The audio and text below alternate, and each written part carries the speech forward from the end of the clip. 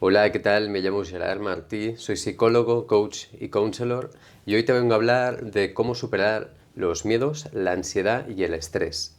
Antes de empezar me gustaría decirte dos cosas. La primera es que todos podemos sentir estos estados emocionales de manera natural, son normales. El único problema es cuando el nivel de intensidad es muy elevado, es ahí cuando se vuelven patológicos. La segunda cosa es que estas tres emociones, esos tres estados emocionales, se entremezclan muchísimo, por lo que a veces es muy difícil diferenciarlos. En este vídeo te voy a contar cómo irlos diferenciando y qué poder hacer para poderlos superar. Empezaremos con el miedo. El miedo es una emoción que sentimos cuando estamos experimentando una amenaza o un peligro de verdad, algo real. Alguien, por ejemplo, que venga con una pistola, con un cuchillo y nos amenace. Ahí es cuando sentimos miedo. El miedo también es una emoción universal. Significa que todo el mundo, incluso los animales, lo sentimos. Tú te puedes ir a Barcelona, Madrid, Nueva York o a un pueblo perdido de la estepa de África en el Camerún y todos, cuando tú pongas cara de miedo, la van a identificar. Es por esto que nuestros ancestros, gracias a poder sentir miedo, hemos podido llegar donde estamos. Es decir, estamos a día de hoy vivos. Porque el único objetivo del miedo es que tú puedas sobrevivir. Muy importante, porque hay mucha crítica del miedo, de que nos hace débiles, de que somos cobardes. No tiene nada que ver con esto.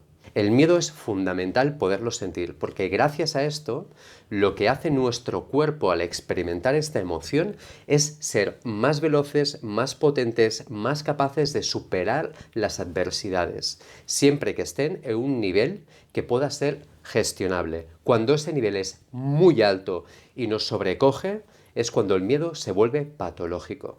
En el caso de la ansiedad, de lo que estamos hablando es de una sensación, de una emoción que estamos experimentando cuando creemos que estamos viviendo una situación peligrosa o de amenaza, pero en ningún momento, objetivamente, hay un peligro o una amenaza de verdad. Con el estrés lo que pasa es que las demandas de nuestro entorno son tan elevadas que nosotros sentimos que no podemos hacer frente a ellas. Por ejemplo, si mi jefe o mi jefa me piden un documento y tengo de tiempo solo 5 minutos para poderlo entregar, pero yo sé que ese documento tardo mínimo 20, esa situación la voy a vivir como estresante.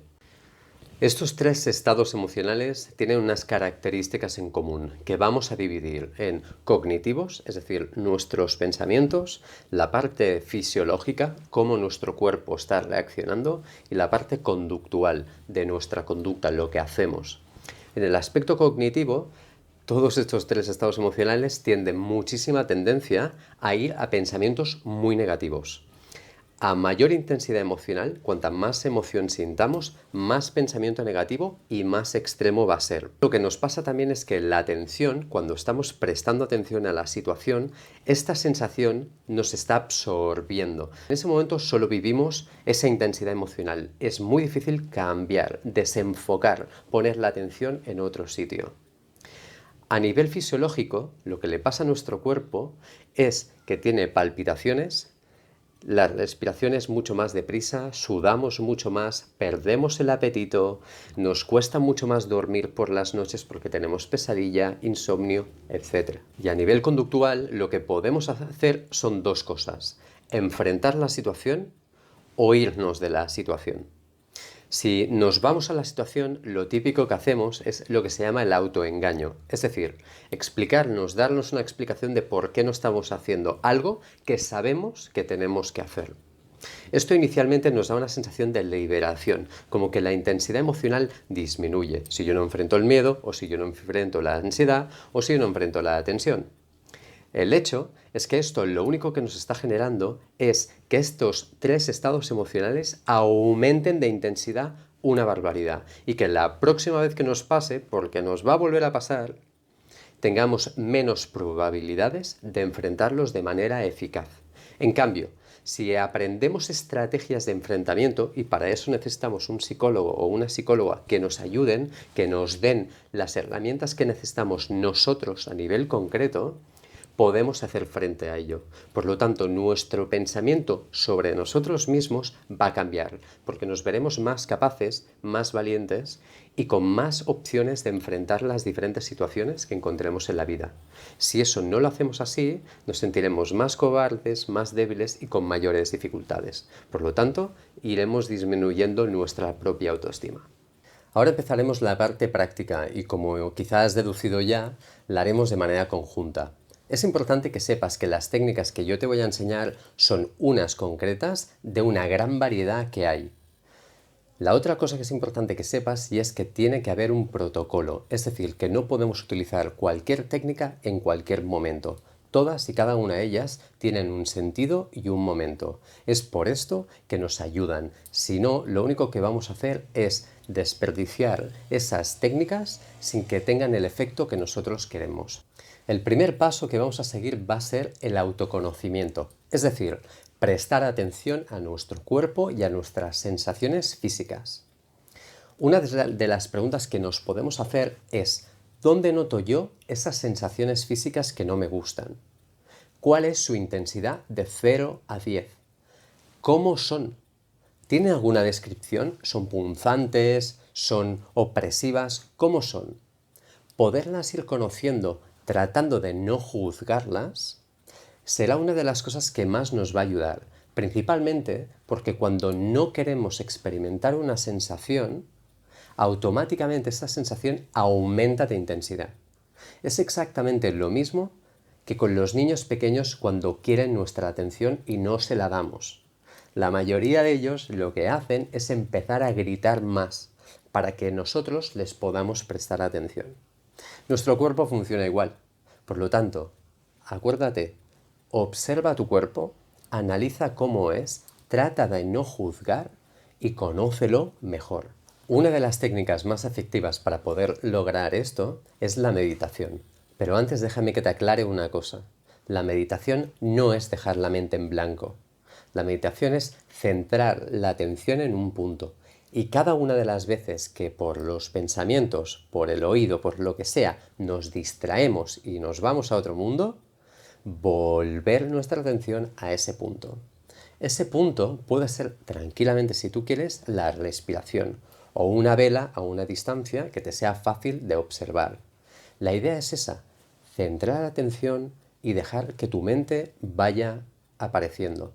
Cada vez que aparezca un pensamiento, lo único que tienes que hacer es distraerte, identificar y decir en voz alta o en voz interna pensamiento y volver la atención al punto que tú has elegido. Por ejemplo, y ahora lo voy a ejemplificar para que tú lo veas.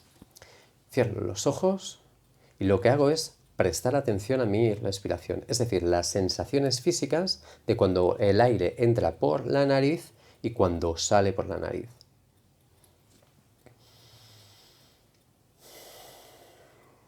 Pongamos que ahora mismo me he distraído y me ha venido un pensamiento. Lo que yo voy a hacer va a ser, aparece el pensamiento, lo detecto y digo en voz interna, pensamiento. Y automáticamente vuelvo la atención a mi respiración. Eso es lo que yo puedo hacer durante 5 o 10 minutos, dependiendo un poco de la práctica. Y lo que nos va a ayudar es a tener mayor capacidad de observación, de atención y mayor gestión de nosotros mismos. La segunda parte es el control de la respiración. ¿Y por qué es tan importante? La neurociencia ha demostrado que el cerebro, cuando está en estos estados de miedo, ansiedad o estrés, tiene un funcionamiento concreto. Es decir, hay zonas del cerebro, como la amígdala, la ínsula, que se hiperactivan, dejando que otras no se activen. El hecho de poder rebajar ese nivel de activación, lo que va a hacer es que estas zonas que no se estaban activando puedan activarse y nos puedan ayudar a tener mayor control y mayor serenidad. Por eso el control de la respiración es tan importante, porque tratamos de calmar nuestro funcionamiento hiperactivo a nivel cerebral. Yo la que más practico es la que se llama 4-7-8 o también 3-3-6. ¿Por qué se llama así y de qué vienen estos números? El 4 son los 4 segundos que yo voy a tardar en coger aire por la nariz. El 7 son los 7 segundos que yo voy a aguantar el aire. Y los 8, los que yo voy a tardar a eliminar ese aire de manera sutil, poco a poco, con control. Siempre que cojamos aire para tratar de estar tranquilos, lo tenemos que hacer desde la parte de abajo del pulmón, desde la parte diafragmática. Y os hago ahora el ejemplo para que vosotros también lo podáis practicar conmigo. Vamos a empezar por la 4-7-8 y funciona así.